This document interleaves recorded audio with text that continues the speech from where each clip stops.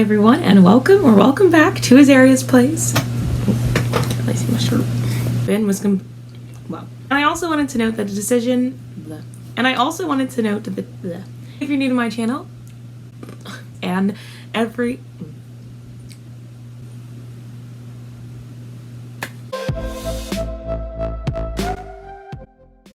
Hi everyone, and welcome back to Azaria's Place. If you're new to my channel, I'm Azaria and this is my place, and on Thursdays I alternate talking about Disney or Broadway and theater, and on Saturdays I have a Sim Saturday. This Thursday I'm picking back up with a theater week because Broadway's coming back and so am I. So I'm not going to distract too much from this video, but obviously some of you may have noticed that I haven't posted in a little while, and I want to just kind of briefly explain, and long story short, the huge, I was busy and also just a little down as far as creativity goes. But now my schedule is a bit more consistent, and I didn't want to post content half-heartedly when I didn't have the time or the energy to make it as best as I could possibly do. And I have been checking in on the channel, and I've seen so many new subscribers, some likes, some comments, which I have tried to respond to as many as possible.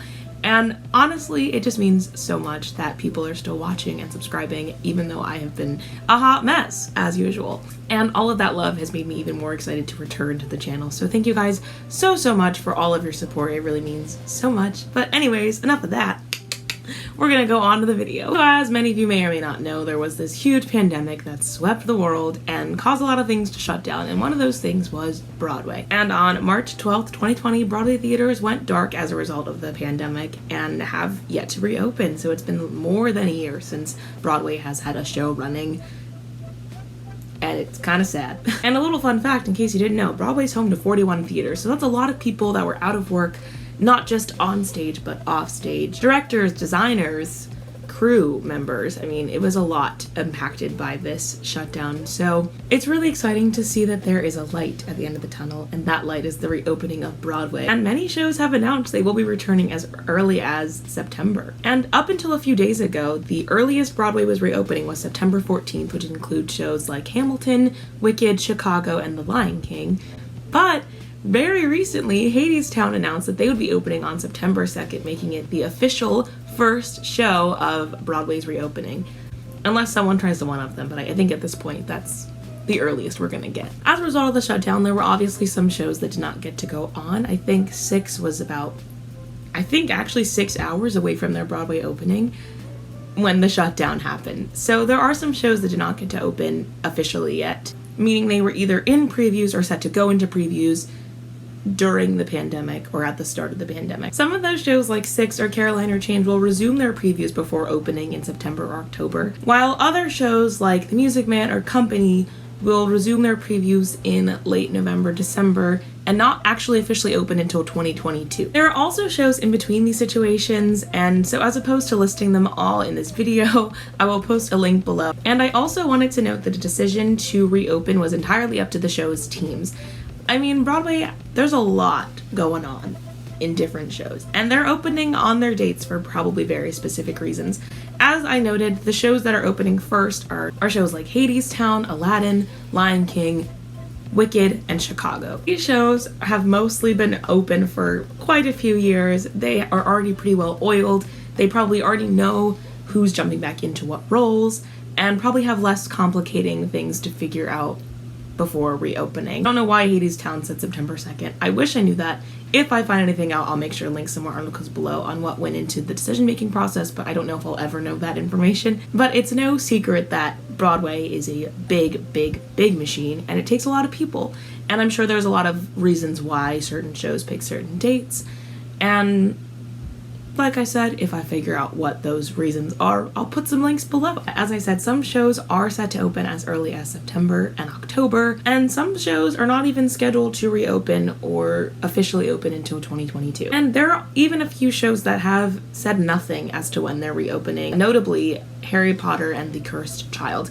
Now, if you don't know anything about this play, it's a 2-night event, and I'm sure that has something to do with it. And I didn't even touch on Off-Broadway in this video. I do know that Little Shop of Horrors has announced their casting. And I also want to add that even though Broadway theaters aren't opening till the fall, there are probably still some theaters reopening as early as the summer, such as Shakespeare in the Park. Either way, I'm sure we all have lots of questions. Will masks be required? Will vaccinations be required? Will stage dooring be allowed? Will people actually want to go and sit next to people for a few hours? I think a couple of shows have said that their protocols may require either a negative test or proof of vaccination. According to an article I read, most of the requirements are being left up to the theater industry. New York was pretty devastated by the pandemic, and I think that September is still like, it feels so soon yet so far away.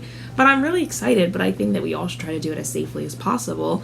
I do wonder what that means. They are opening at full capacity, I'm pretty sure, so that means you could be sitting next to a total stranger. So I can see the opening being very full of hesitation. But I would like to mention, as one article put it, that every show is kind of facing complications right now for a number of different reasons. For example, some actors may have already run out of their contracts with the shows and may need to have their roles renegotiated. Also, I don't think some people understand how much work goes into doing 8 shows a week. People are gonna have to get their voices back in shape to be able to do and sustain themselves for 8 shows a week. It's not something everyone can just wake up and do. And some people may have moved away from New York, so I'm sure this is also giving people time to decide if they want to move back to New York. There have also been tons of people I follow on Instagram that are having babies soon, if not already had babies. Some child actors may be just a little bit older and maybe too old for the roles they were playing before.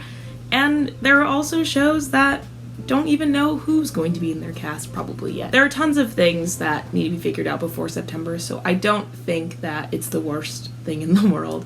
I'm really excited for the return of Broadway, and I can't wait to see what it looks like. If you're also excited about the return of Broadway, please let me know in the comments below what show you're most excited to see return and what show you would love to see first, if given the chance. Also, if you're looking for some ideas or anything like that, please let me know in the comments below. I'll give you some. Or you can check out this video that I posted a little bit ago about things I'm excited to do when New York reopens. So that's kind of everything I had to say today. On to the Show Tune Spotlight. So I so desperately wanted to choose a song that was a Broadway song, but I couldn't think of anything that really felt like it captured my feelings and my happiness about Broadway's return. So I decided to go with Almost There from Princess and the Frog, and I don't know if I've chosen the song already, but it's from the movie Princess and the Frog, which premiered in 2009, starring Anika Noni Rose, who is actually, in fact, a Broadway star. She's kind of amazing. And honestly, that whole movie and soundtrack is kind of underrated, and it's really amazing. So just go watch it. Go watch the whole thing. And then go listen to the album over and over and over again, because you won't be disappointed. That's all I have for you guys today. I am so happy to be back, and thank you guys for your patience, for your love. Like I said, I've seen the comments, I've seen the new subscribers, and I'm so excited to be back. And honestly, like, I didn't think that I could have this much joy in filming this video today, and I really missed being in this chair and in front of my posters. So thank you guys so much. It really means a lot. Next week, it's a Disney week. I am going to be watching and giving you the rundown on Cruella, the new live action film, and I'm really excited to see it. So, yeah, that's really it. Thank you guys so much for watching, and as always, be kind.